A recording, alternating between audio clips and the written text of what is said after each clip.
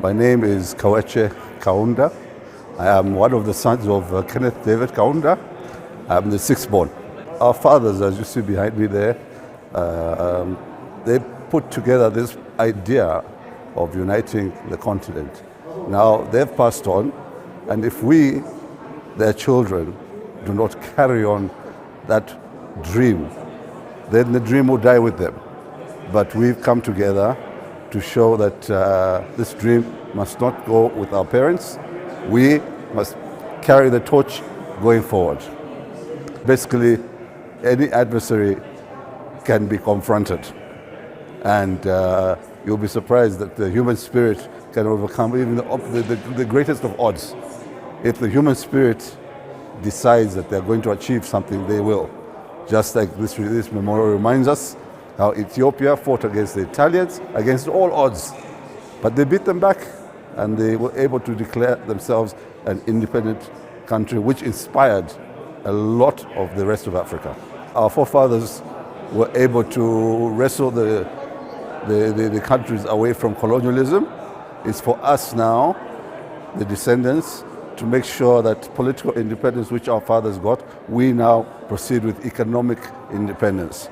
There's no need for us really to go with a begging bowl all over the world when a lot of resources and things we can do on our own, which is what we are striving to do now. Like I said, if us, the descendants of those fathers who had the dream of putting Africa up there, we go our different ways and don't even discuss it, then the dream dies with them. So we've come together just to show the continent that even though our fathers were dead, the dream is still there. Ethiopia is the center that our parents chose, and they didn't choose it by accident. They discussed it and arranged it, and it was agreed that Ethiopia, going forward, will be the headquarters of the African Union, and maybe other institutions that we need to put together will be here in Ethiopia because of the history of Ethiopia. It inspires us all. Yeah. Well, Ethiopia basically, like I said again, inspires a lot of us Africans. The history of Ethiopia, going back even the time before we were even to write our own history. But in Ethiopia, the written history is there. And a lot of it is something which we take inspiration from as the rest of Africa. Yes, I think the task that has been put on Ethiopia as the torchbearer for this continent in terms of putting together unity and housing the African Union headquarters here, it's not easy.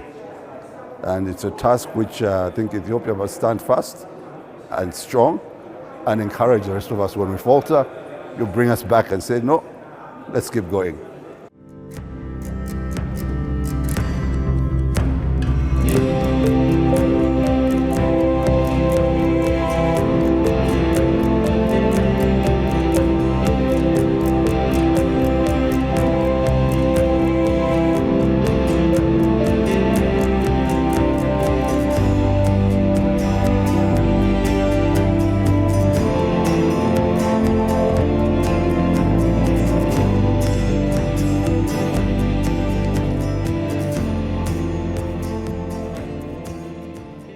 My name is Madaraka Nyerere. I'm the son of Julius Nyerere from Tanzania.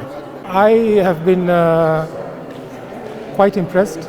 I knew a bit about the fact that Ethiopia fought against the Italians, but from this visit, I have received more details of what happened around that struggle in Adwa, and in reality, it's really a huge inspiration for anyone who has these Pan-Africanist ideas.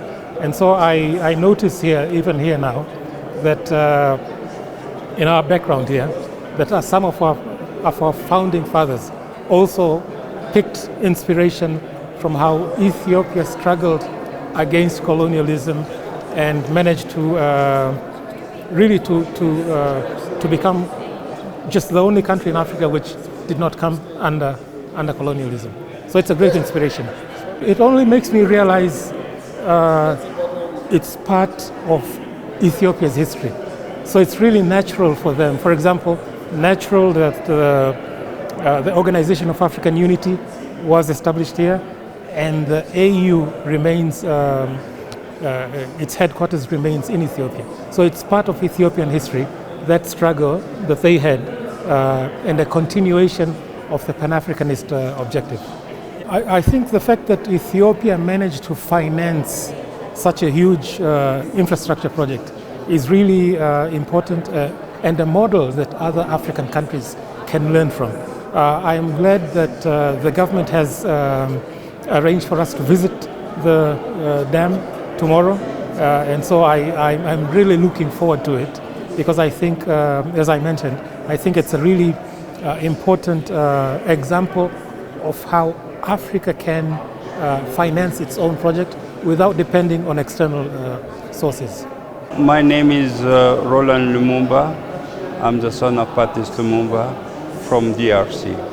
I am really impressed about this museum, and I think in the program of African countries, different African countries, we have to teach them the Adwa battle, that it was the beginning of the struggle against colonialism, and the beginning also of Pan-Africanism. And this museum, I discovered it and I like it very much, and I encourage other all African who pass through Addis Ababa to come to visit this museum. So Ethiopia got the chance in the beginning in 1960 to have the African Union, but I see that the different governments of Ethiopia, they work on it, and it became the capital of Africa. So I encourage all the government and all the authority, the Ethiopian authority, to continue by work for the unity and peace of Africa. Hi to everybody, my name is Tlumelo Biko. I am the son of the late Steve Biko, one of our heroes from South Africa. I'm here visiting this beautiful country called Ethiopia, and this wonderful city called Addis Ababa. And I wanted to come and see the first country in Africa, the only country that wasn't colonized, and to get to understand how the country managed not to be colonized, and then what the effect is of being a decolonized people. We are all trying to achieve what you have, and so it's really good to be here and learn firsthand. People normally emphasize that peace is the key to development. But what I've learned here is that there are times, and the right time is to defend yourself with force. And I've seen how the Italians have been defeated by people that didn't have the same equipment as they did. But the key ingredient was not being fearful. And many times, as Africans, we have pulled back from battle when it was time to surge forward. And to understand that 140,000 people with no guns defeated 40,000 people with guns really tells the story. And the key to that victory was 30,000 people being martyrs. And so I hope that all of us as Africans learn that in order to have lasting peace, you have to fight when it's necessary.